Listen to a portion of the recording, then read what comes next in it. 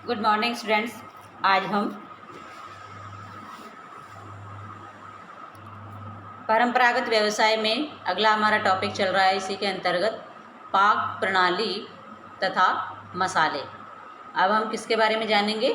भारत की जो पाक यानी व्यंजन्स, खाना खजाना है जो कि हम खाते हैं, उसके बारे में अध्ययन करेंगे। देखिए,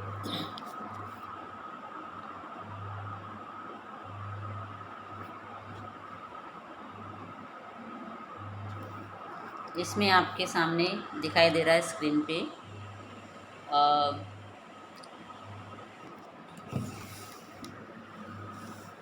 ये देखिए, भारतीय पाक प्रणाली तथा यहाँ के मसाले। जिस प्रकार भारत के अलग अलग प्रदेशों का अपना अलग अलग संगीत, साहित्य, कला होती है, उसी प्रकार हर प्रदेश की अपनी विशिष्ट पाक प्रणाली भी होती है। क्षेत्र अनुसार पाक प्रणाली में स्थानीय देसी सामग्री और मसालों को लेकर भिन्न भिन्न प्रकार के स्थानीय व्यंजन बनाए जाते हैं। इसी कारण से भारत अपने व्यंजनों की विविधता तथा मसालों को लेकर भी विश्व विख्यात है, यानी विश्व में प्रसिद्ध है। हमारे जो भारत में जो मसाले तैयार होते हैं वो कहाँ पे प्रसिद्ध है? विश्व में प्रसिद्ध है। यानी भारत के मसालों को बहुत ही अधिक पसंद किया जाता है और सबसे अधिक मात्रा में यहाँ की पैदावार भी होती है, उत्पादन भी होता है। आज देश के हर भाग में विभिन्न प्रदेशों के व्यंजन की जबरदस्त मांग है, जिसके कारण इस क्षेत्र में जीविका के अनेक अवसर उपलब्ध होने लगे हैं। भारत सदियों से विभिन्न प्रकार के मसालों का बहुत बड़ा उत्पादक तथा निर्यातक रहा है और आज भी भारतीय मसालों की भी देश विदेश में भी जबरदस्त मांग है। तो ये तो थी हमारी, देखिए, भारत के मसालों के बारे में इसमें बताया गया है। अब हम एक बार पहले रीड कर लेते हैं, उसके बाद हम आपको चैप्टर समझाएंगे। फिर है यहाँ की वास्तुकला। भारत में चित्रकला का प्रचलन हजारों वर्षों से चला आ रहा है। विजुअल आर्ट यानी हमारी यहाँ की चित्र शैली कैसी है, जैसे कि पहले के टाइम में महलों में या किसी बर्तनों पे या बहुत सी चीज़ों पे चित्रकारी की जाती थी। तो धर्म के आधार पर अलग अलग चित्र शैलियाँ देखने को मिलती है। इतिहास को हम जब देखते हैं, दर्शनीय स्थलों को देखते हैं या और पुरानी पुरातात्विक चीज़ों को हम देखते हैं, तो वहाँ से हमें ये तथ्य प्राप्त होते हैं। पुराने ज़माने में कलाकारों और शिल्पकारों को हिंदू मंदिरों तथा हिंदू राजाओं द्वारा विशेष संरक्षण प्राप्त था। भारत के विभिन्न भागों में वास्तुकला की भिन्न क्षेत्रीय शैलियाँ देखने को मिलती है, जो विभिन्न धर्मों को प्रतिबिंब करती है, जैसे कि इस्लाम, सिख, जैन धर्म, ईसाई धर्म और हिंदू धर्म। ये सभी धर्म संपूर्ण देश में विशिष्ट रूप से साथ साथ अस्तित्व में थे। अतः विभिन्न उपासना स्थलों और मकबरे युक्त महलों, समाधि स्थलों इत्यादि के पत्थरों पर कुशलता से गढ़ी हुई कांसे या चांदी में ढाली हुई तथा टेराकोटा यानी लाल और भूरी मिट्टी के बर्तन या कोई भी चीज़ें अथवा रंगों द्वारा चित्रित कई प्रकार की प्रतिमाएं देखने को मिलती है। इनमें से भारत की विशाल धरोहर के रूप में परिलक्षित की गई है। आधुनिक समय में इन कलाओं को सरकार और कुछ गैर सरकारी संस्थाओं द्वारा संरक्षण और प्रोत्साहन मिला है। इससे उद्यमिता के साथ साथ रोजगार के अवसर उपलब्ध भी हुए हैं। अब देखिए, इसमें हम आपको पहले दिखा देते हैं, उसके बाद हम समझाते हैं। ये देखिए, चित्रकलाएँ। महाराष्ट्र वाली चित्रकला, महाराष्ट्र की चित्रकला है। ये ऐसी सब जगह देखने को मिलती है, कपड़े पे, बर्तनों पे, किसी अन्य वस्तुओं पे, क्रॉकरी पे या फिर महलों में या फिर कहीं जो पुराने महल स्थान से प्लेसेस हैं उन पे ये चित्रकलाएँ देखने को मिलती है, जो कि कहाँ की है? महाराष्ट्र की। कहाँ की है ये? महाराष्ट्र की।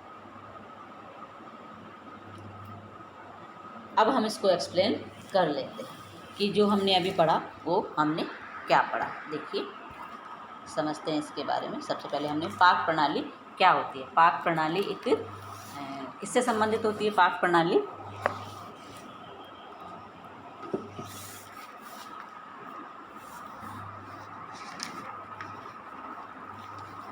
यानी खाना खजाना कि किस प्रकार से हम खाने को पसंद करते हैं या फिर अलग अलग जगह पे किस प्रकार के व्यंजन तैयार किए जाते हैं हमारे भारत में। कई क्षेत्रों में भाषा के आधार पर विविधता पाई जाती है, व्यंजन के आधार पर विविधता पाई जाती है, धर्म के आधार पर विभिन्नता पाई जाती है। तो इस प्रकार से कई ऐसी विभिन्नताएं हैं जो हमारे भारत में विख्यात है या स्थित है। तो सबसे पहले इसमें बताया गया कि हमारे भारत में कई प्रकार की विविधताएं हैं, संगीत के क्षेत्र में हैं, साहित्य में हैं, कला में होती है। तो इस प्रकार से प्रदेश की विशिष्ट पाक प्रणाली भी होती है। जैसे कि मैंने अभी बताया कि हमारा भारत भौगोलिक रूप से 5 भागों में डिवाइड किया है। भौगोलिक प्रदेश हमारे कितने भारत के 5 है। जैसे स्टार्टिंग में हम जम्मू कश्मीर का एरिया ले लेते हैं, उत्तरी पूर्वी एरिया, पहाड़ी प्रदेश है, पर्वतीय प्रदेश है, यहाँ पे मौसम ठंडा रहता है, तो उसी अकॉर्डिंग वहाँ का खाना ये बनता है, तैयार होता है। यहाँ के लोग हैं जो कम मसालेदार चटपटी सब्जियाँ खाना पसंद करते हैं। इसमें यहाँ पे ज़्यादा से ज़्यादा, जैसे जम्मू कश्मीर की साइड दाल, राजमा, कड़ी यानी लाइट फूड ज़्यादा पसंद किया जाता है। फिर हम आ जाते हैं मध्य भारत में। तो मध्य भारत का कैसा मैदान है, समतलीय मैदान है, तो वहाँ की पाक प्रणाली भी बिल्कुल अलग है हमसे। जहाँ पे जिसकी पैदावार ज़्यादा मात्रा में होती है वैसे ही वहाँ के लोग खाना पसंद करते हैं। फिर हम आ जाते हैं अपने राजस्थान में। ठीक है, राजस्थान में यहाँ पे कई प्रकार की खेती होती है, ज्वार, बाजरा, मक्का। तो हमारे यहाँ पे सब्जी रोटी ज़्यादा खाना पसंद करते हैं। क्यों पसंद करते हैं?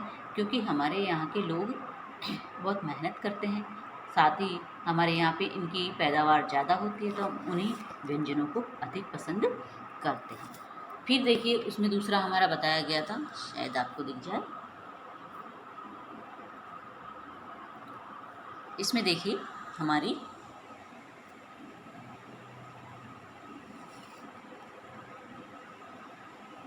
जो हमने पढ़ी थी मसाले लेकर भी विश्व विख्यात है। अब देखिए यहाँ के मसाले विश्व विख्यात क्यों है।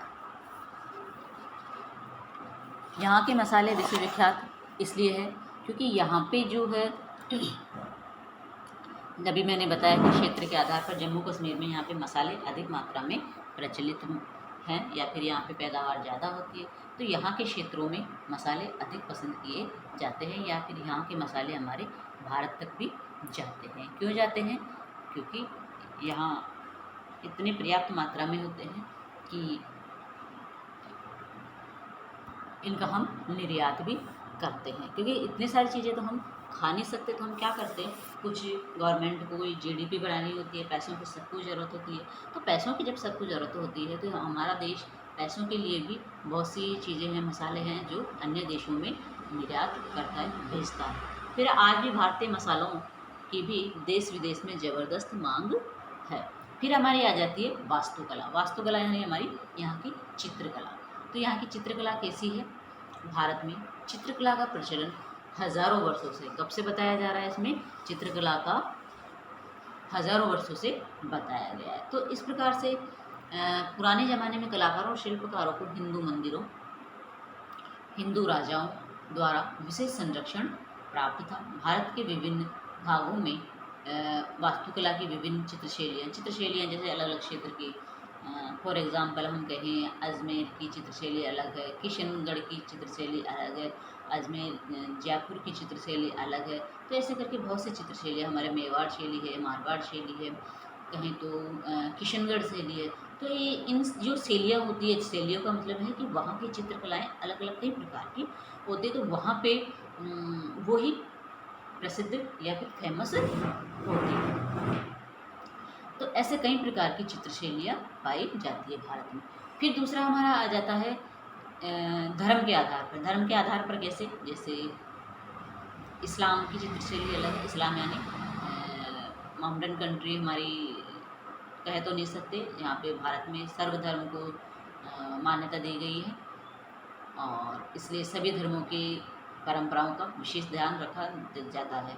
तो इस्लाम धर्म की चित्रशैली अलग है, सिख धर्म की चित्रशैली अलग रूप में पाई जाती है, जैन धर्म की चित्रशैलियाँ अलग रूप में पाई जाती है, और ईसाई धर्म और हिंदू धर्म, इन सभी की अलग अलग अपनी एक विशेषता लिए हुए चित्रशैलियाँ व्याप्त है।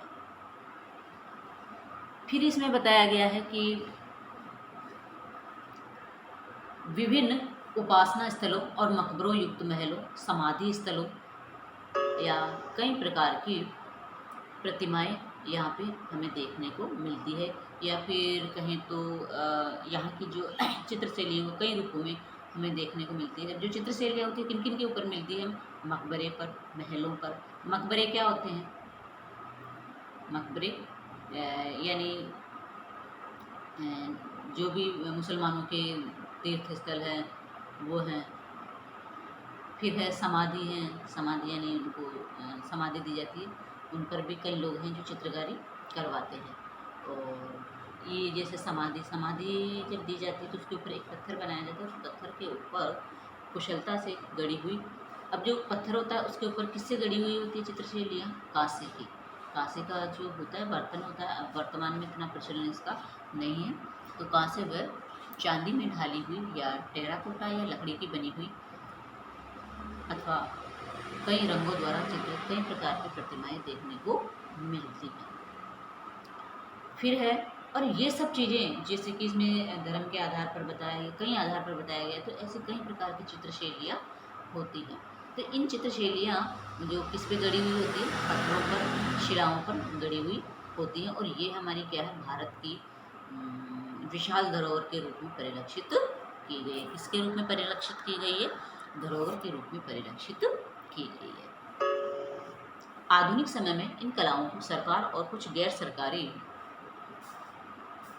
संस्थाओं द्वारा संरक्षण और प्रोत्साहन मिला है। इससे उद्यमिता के साथ साथ रोजगार के अवसर उपलब्ध हुए हैं। यानी इसमें हम पारंगत तो हुए हैं, साथ में हमें रोजगार के अवसर भी प्राप्त हुए हैं। किसके अवसर प्राप्त हुए हैं? रोजगार के। क्योंकि हम कोई भी कार्य करते हैं तो वह कार्य जब हम करते हैं तो उसको कई रूप में हम उस कार्य को करते हैं, उससे हम अपनी कला को कई चीज़ों पर उकेरते हैं, पत्थरों पर उकेरते हैं, कागज़ पर उकेरते हैं, या फिर हम कहें तो कपड़े पर उकेरते हैं हम अपनी प्रतिभा को, और वो हमारा क्या बन जाता है? एक रोज़गार का माध्यम बन जाता है। किसका माध्यम बन जाता है?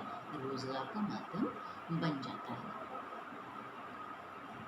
फिर हमने आपको इसमें महाराष्ट्र की चित्रशैली दिखाई। अब हम आगे पढ़ेंगे।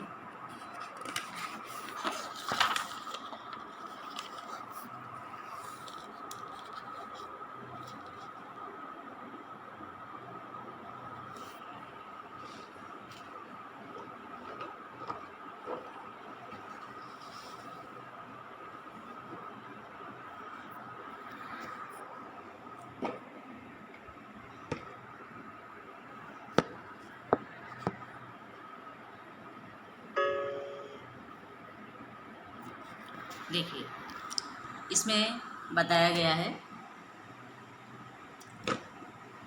इन सब प्रयासों के बावजूद कलात्मक एवं वस्तुएं निजी कारीगरों द्वारा उत्पादित वस्तुओं को बाजार में उससे उतनी मांग नहीं बन पाती है, क्योंकि इनकी कीमत औद्योगिक स्तर पर बनाई वस्तुओं से अधिक तथा महीनता कुछ कम होती है। इससे एक और शिल्पकारों की आय के स्रोत कम हो गए हैं। और तो दूसरी ओर ललित कलाओं का सौंदर्य बहुत धीरे धीरे कम होता चला जा रहा है। निरक्षरता, सामान्य सामाजिक आर्थिक पिछड़ापन, भूमि सुधार लागू करने में धीमी प्रगति और पर्याप्त अथवा अकुशल वित्तीय और विपणन सेवाएं मुख्य बाधाएं हैं जो कुटीर उद्योगों की प्रगति को आर्थिक प्राकृतिक संसाधनों की कमी तथा पर्यावरण सुरक्षा के नियमों को धीमा करती है। सार्वजनिक उल्लंघन इन उद्योगों की प्रगति में बाधक बनता। उपरोक्त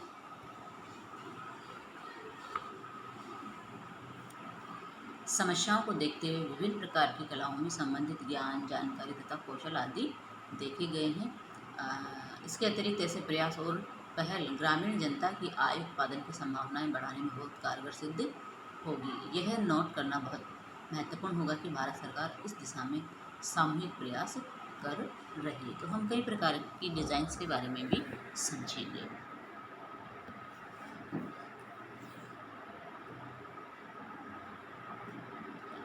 अब देखिए, अभी हमने पढ़ा कि इन सब प्रयासों के बावजूद कलात्मक एवं